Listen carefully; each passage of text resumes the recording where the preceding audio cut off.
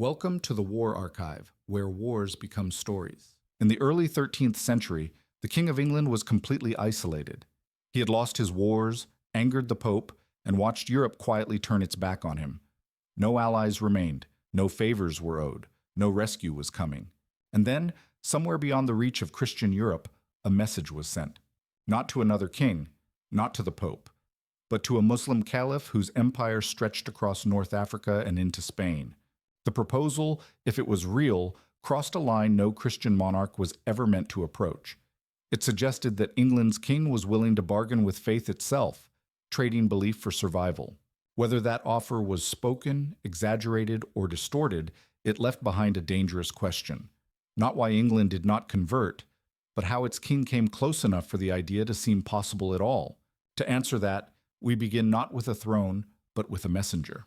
The man chosen to carry England's most dangerous gamble was not a noble, a bishop, or a seasoned diplomat. His name was Robert of London, and he existed on the margins of medieval power. Born Jewish, later converted to Christianity, Robert moved between worlds in ways few others could. That made him useful and disposable. Robert was not sent publicly. There was no announcement, no royal procession, no official letter preserved for history. This was not diplomacy meant to be celebrated. It was a mission designed to vanish if it failed. If questioned, the king could deny everything. Robert could be disowned. Nothing would be written down. His destination lay far beyond England's traditional sphere. The Almohad Caliphate ruled much of North Africa and southern Iberia, commanding armies that had humiliated Christian kingdoms before. To medieval Europe, it was both a rival and a warning. To a desperate king, it was something else entirely, a remaining option. The journey itself was dangerous. Crossing cultural, religious, and political boundaries carried risks no royal seal could fully protect against. Robert traveled not as an ambassador guaranteed respect, but as a man whose survival depended on persuasion and luck. Whatever he carried with him had to sound serious enough to be heard, and valuable enough to matter. What Robert said upon arrival is where the story turns dark. According to the account that survives, he did not simply request an alliance or financial aid. He carried a message so extreme that even repeating it later would shock his listeners. A message that suggested England's king was prepared to cross a boundary few believed could ever be crossed. At this point, no one outside the room knew what had been offered. No treaties were signed. No armies moved. All that existed was a conversation, spoken in private, filtered through one man, and shaped by desperation on one side and calculation on the other. And yet, if that conversation had gone differently, the history of England might have been forced onto a path no one expected. To understand why, we have to examine the offer itself, and why it stunned even those who heard it secondhand. According to the account that survives, Robert of London did not arrive with cautious language or conditional promises. He delivered something far more direct and far more dangerous. King John, he claimed, was willing to abandon Christianity itself if it meant saving his crown. In exchange for military support, the King of England would submit to the authority of a Muslim caliph. In the medieval world, this was not just politics. It was blasphemy. A Christian king was not merely a ruler, he was a defender of the faith, crowned under God, bound to Christendom by oath and expectation. To even suggest conversion was to challenge the moral order that justified monarchy itself. It was a move that could not be undone once made public. The offer, as described, went beyond alliance. It implied subordination. John would recognize the caliph's supremacy, accept Islam, and receive protection in return. It was a reversal of the crusading logic that had dominated European politics for generations. Instead of fighting Islam, England's king would place himself beneath it. Whether these words were spoken exactly as recorded is impossible to know, but what matters is that they were believable to those who heard them. The story did not collapse under its own absurdity. It spread because it fit the moment. John's authority had weakened to the point where even this kind of surrender seemed imaginable. If the offer was exaggerated, it was exaggerated in a specific direction, toward desperation. No one claimed John sought theological truth or spiritual renewal. The implication was transactional. Faith had become a bargaining chip, something that could be placed on the table alongside land and loyalty. This is the point where the story becomes unsettling. Not because England actually converted, but because the offer suggested that its king was willing to cross a line most believed could never be approached. For the first time, England's identity appeared negotiable, not in public, but in private, where survival was weighed against everything else. To understand how a Christian king could reach this moment, we have to step backward, not to doctrine or belief, but to pressure. The kind of pressure that narrows choices until even the unthinkable begins to look like an exit. To understand how a Christian king could even contemplate such an offer, the story has to rewind, but only briefly, not to recount every campaign or treaty, but to explain the pressure that drove the crown into a corner. By the time Robert of London set out on his mission, King John was not ruling from a position of strength. He was ruling from exhaustion. John had inherited a kingdom already stretched thin. England's treasury was drained by years of warfare and ransom payments left behind by his brother's reign. The empire that once made England a continental power was collapsing piece by piece under French pressure. Normandy, Anjou, and other lands that defined English prestige in Europe were slipping away, and with them went the loyalty of nobles who depended on royal protection. At the same time, John's relationship with the church imploded. A dispute with the Pope over church appointments escalated into excommunication. England was placed under spiritual sanction, its king declared illegitimate in the eyes of Christendom. This was not a symbolic insult. It invited rebellion at home and intervention from abroad. A Christian king without the church's backing stood on unstable ground. Europe responded accordingly. Allies disappeared. Rivals grew bolder. Even rulers who disliked France hesitated to support a king marked by failure and spiritual defiance. John found himself surrounded by hostile powers and indifferent neighbors, with no coalition willing to carry him back to safety. This convergence of pressures matters more than any single event. John was not acting out of curiosity or conviction. He was reacting to a reality where every traditional escape route had collapsed. The offer carried by Robert of London did not emerge from ideology. It emerged from a king running out of moves. Seen in this light, the proposal was not a rejection of Christianity. It was an act of panic. When authority erodes and survival becomes uncertain, even the foundations of identity can begin to feel negotiable. And that is how England's king came close enough to the unthinkable for the story to take hold. By the time John reached this point, his problem was no longer defeat. It was isolation. Inside England, the nobility was turning openly hostile. Barons who had lost land in France blamed the king directly and resented the taxes demanded to fund wars that could no longer be won. Loyalty, once assumed, now had to be coerced, and coercion only deepened resistance. Money was running out as quickly as trust. Extraordinary levies had become routine, and every demand from the crown confirmed what many already believed. John could take, but he could not protect. Rebellion no longer felt like treason. It felt like self-preservation. The king's authority still existed on paper, but in practice it was thinning by the month. Abroad there were no doors left to knock on. France was an enemy. The papacy had branded him illegitimate before reconciliation arrived too late to repair the damage. Other Christian rulers saw John as unstable, risky, and politically radioactive. Supporting him meant inheriting his failures. No one was willing to pay that price. This is what made the offer to the caliph conceivable, not attractive, not logical, conceivable. When every respectable option disappears, rulers begin to look at choices they would once have rejected without discussion. What mattered was not how extreme the idea was, but that it still existed at all. John was no longer choosing between good and bad outcomes. He was choosing between bad and catastrophic ones. The usual constraints, reputation, tradition, even faith, lost some of their weight when survival itself came into question. The offer carried by Robert of London was born in this narrowing space, where principle gave way to calculation. At this moment, England's king was not acting like a defender of Christendom.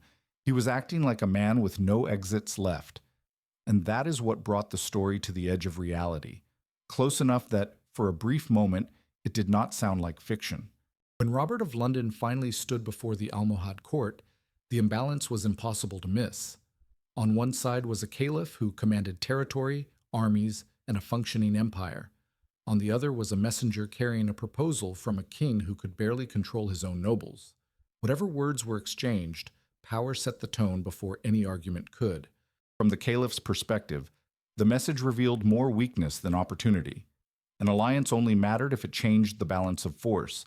England could offer no immediate pressure on France, no reliable front to distract Christian rivals in Iberia, and no certainty that any promise would be honored. Even a conversion, if genuine, would arrive without enforcement. The reaction attributed to the caliph is telling.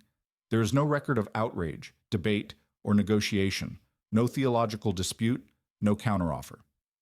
Instead, the court disengaged. The embassy was allowed to depart without commitment, without consequence, and without follow-up. The offer failed not because it crossed a religious line, but because it failed a strategic test. This indifference cut deeper than rejection. It suggested that England's king was not dangerous, tempting, or valuable, only irrelevant. The caliph did not need to refuse. He could simply ignore. In the calculus of power, John's desperation carried no weight. Whatever Robert said, and however it was received, the meeting ended the same way. No alliance, no aid, no turning point. The last unconventional door John had tested did not slam shut. It never opened at all. With the mission concluded, Robert returned to England carrying little more than ambiguity. The gamble had not paid off, and yet the story did not end there, because what happened next would determine how the episode was remembered and why it would echo far louder than its actual impact. The most unsettling part of this story is not the offer itself, but how we know about it. There is no royal letter describing conversion, no Almohad record confirming negotiations, no treaty, draft, or reply preserved in any archive. Everything hinges on one man, Robert of London. After returning to England, Robert presented himself as a successful envoy. He displayed gifts he claimed came from the Almohad court and spoke confidently of the meeting. King John, desperate for any sign that his gamble had not been pointless, accepted the performance. Robert was rewarded with further favor and position. The illusion of progress mattered more than the truth. The story only entered the historical record later, when Robert told it to a monk at his abbey. That monk wrote it down, years after the fact, without having witnessed any part of the mission himself. And the chronicler added one detail that changes how everything before it must be read. Robert was eventually exposed for corruption and exiled for embezzling church funds. That revelation does not prove the story false, but it reframes it. Robert had motive to exaggerate his importance, to dramatize the offer, and to cast himself as the intermediary of an unprecedented moment. He benefited from being the man who carried a king's most dangerous secret, whether that secret was real or not. This is where the story fractures into uncertainty. Perhaps Robert overstated John's desperation. Perhaps he reshaped a vague offer of tribute into a tale of conversion. Or perhaps the king truly had crossed that line, and Robert merely spoke more openly than John ever could. History cannot resolve which version is true. And yet, the ambiguity itself is revealing. The fact that such a story could circulate and be believed tells us how fragile England's monarchy appeared at the time. Even if Robert lied, his lie was plausible. That plausibility is the real evidence left behind. The near conversion of England may have existed only in rumor and perception, but perception in politics is power, and in this case, it exposed just how close the English crown had come to losing not its faith, but its credibility. For all the shock the story carries, the reason it never crossed into reality is simpler than the rumor suggests. King John did not rule a kingdom that could be transformed by personal decision alone. Medieval England was not a centralized state where belief could be rewritten by decree. It was a system held together by nobles, clergy, and customs that no single ruler fully controlled. Even at the height of his desperation, John lacked the power to enforce something as radical as conversion. The barons who already resisted his taxes and authority would not have followed him into religious submission. Any attempt to impose such a change would have triggered immediate rebellion, not obedience. The crown was weak, and weakness limits action as much as it invites it. The church formed another immovable barrier. England's religious institutions were deeply embedded in daily life, law, and legitimacy. Even after John's reconciliation with the papacy, clerical opposition remained a force capable of mobilizing resistance faster than any foreign army could offer support. A king who had already struggled against the church could not hope to dismantle it. This is the central irony of the story. England could appear close to conversion only because the monarchy was failing, and because the monarchy was failing, it could never actually carry such a transformation through. The same weakness that made the idea imaginable made it impossible to execute. What Robert carried, whether truth or exaggeration, reached the outer limit of what desperation could produce. Beyond that limit lay chaos, not survival. The line could be approached, but not crossed.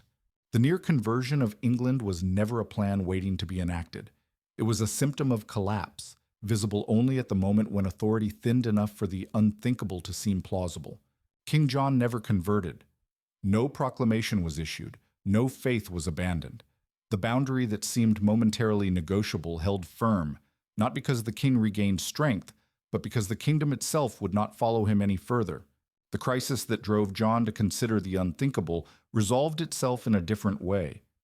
With no foreign rescue and no radical escape left, pressure turned inward. In 1215, England's barons confronted the king directly, forcing him to accept limits on his authority. The document that emerged, later known as the Magna Carta, did not save John's reign, but it reshaped the monarchy that survived him. This is the final irony of the story. England did not change its religion. It changed its structure. The weakness that made a conversion rumor believable also made absolute rule impossible. What collapsed was not faith, but unchecked royal power. The story of England nearly converting to Islam endures because it captures a moment when the crown appeared so desperate that nothing seemed off the table. It was never a true religious crossroads. It was a political one, a glimpse of how far a failing king might reach when survival felt uncertain. In the end, England stepped back from that edge, not through conviction or revival, but through constraint. The same forces that prevented conversion, nobles, clergy, institutions, outlasted the crisis itself. And that is why the story resolves the way it does. Not with a kingdom transformed, but with one forced to endure by accepting its limits.